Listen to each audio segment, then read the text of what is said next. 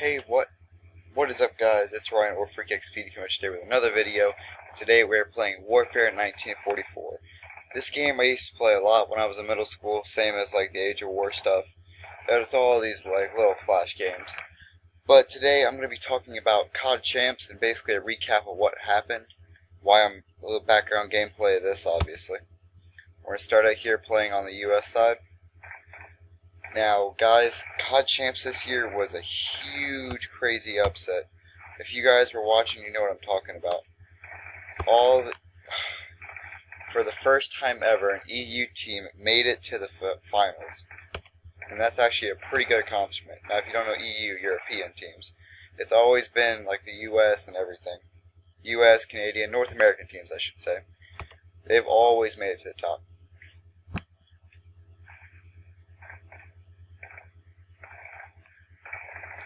Now I'm going to start out here. See, the main objective of this one is to destroy that. So you got to kind of get a bazooka team in there. But of course, these guys are pretty resistant. But for the first game, for Friday, Splice took 3-0 on, I think HG. Now, going up, TK actually lost to Elevate for the first match. Now, TK obviously isn't a favorite, but TK actually did do pretty good in this series. Optic actually, Envy crushed this. Envy, I mean, they dominated all the way, undefeated. They never lost. They lost a map, of course, but they never lost a team to this.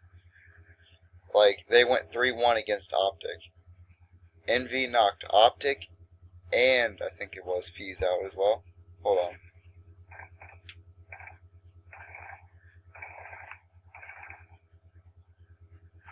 I could have swore.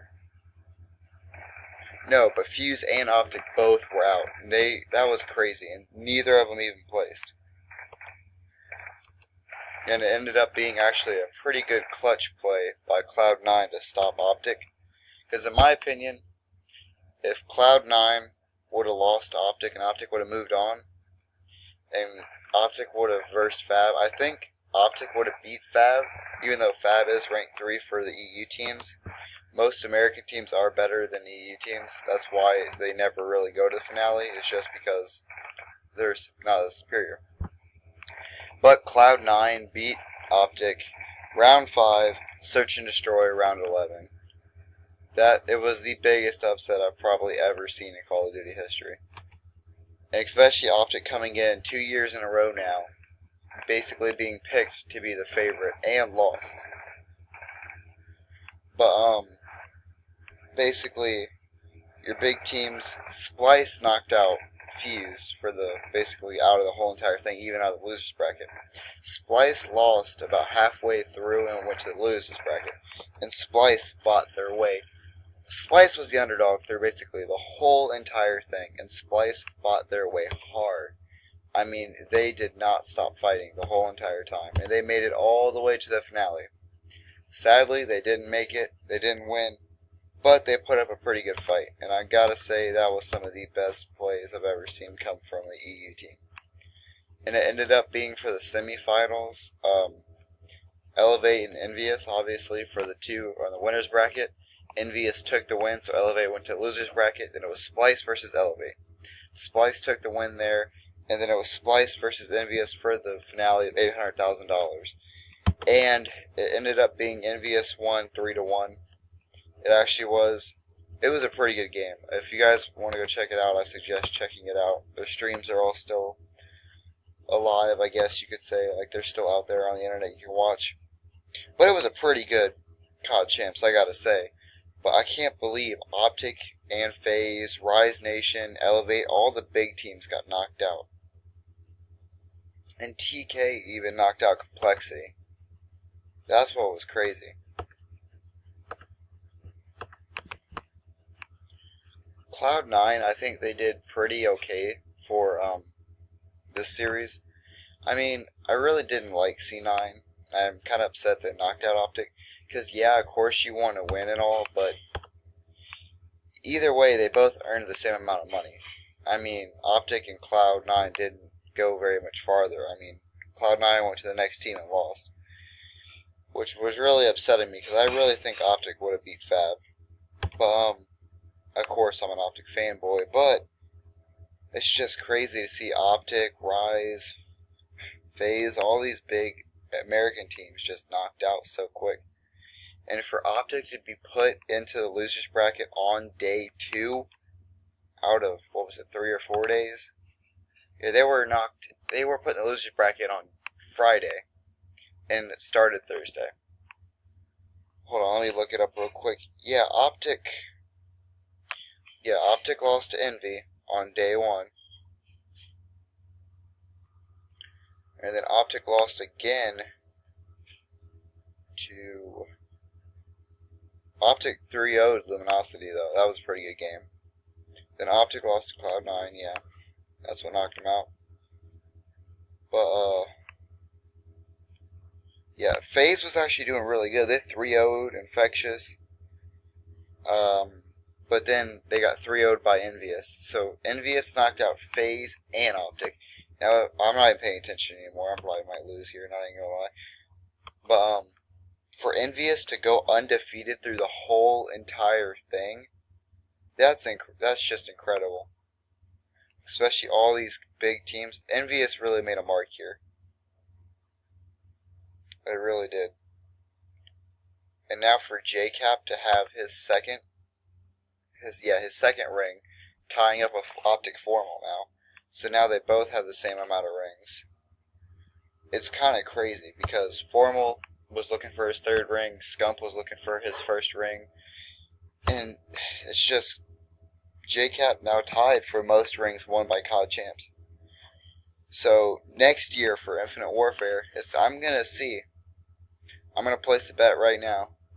Either JCap or Formal will get their 3rd ring for Infinite Warfare.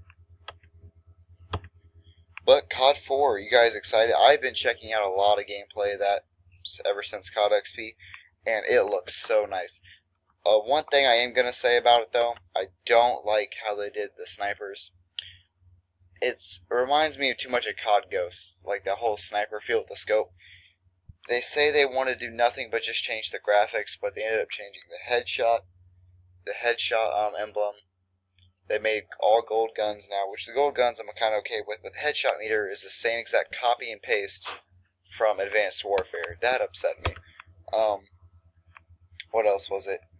The scopes, obviously.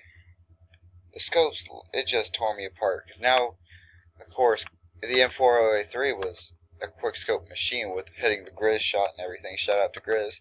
But it's just, you can't do that, man. But also another thing that they did add is the CSGO feature, which doesn't really change the game at all, really. It's just for looks. I mean, you can sit there and play around.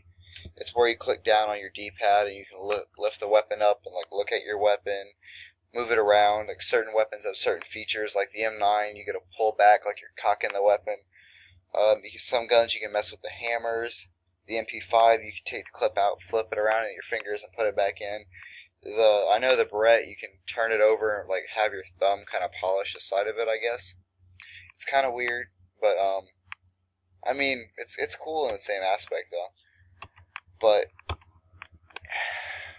Infinite Warfare, the zombies, and I'm gonna play the zombies just because I like zombies games. But of course, it's not gonna replace Treyarch Zombies. Treyarch Zombies had such a great story, and they always will be my favorite. But I'm sure Zombies in Spaceland will be fun, but it won't be like a real story. It'll be something just to goof around in, like Exo Zombies. I never really liked Exo Zombies for the story. I just played it because it was decent to play. And in my opinion, Exo Zombies was better than the multiplayer. Jeez, Advanced Warfare started out as a good game for multiplayer, and I actually did enjoy it because it was something different and everything. But after it started turning into all the micro DLCs, and it started getting more kiddish because of all of the all of the new exos, like the clown and everything. I got tired of it. I was done. I started playing BO2 again for another year. Actually, I played BO2 for COD Ghosts most of the end of it, and also almost all of Advanced Warfare, and I lost. You guys watched me lose, yay. But anyway, I'm probably just going to stop playing this here, and I'm going to find a new game to play, so I'll see you all in a second.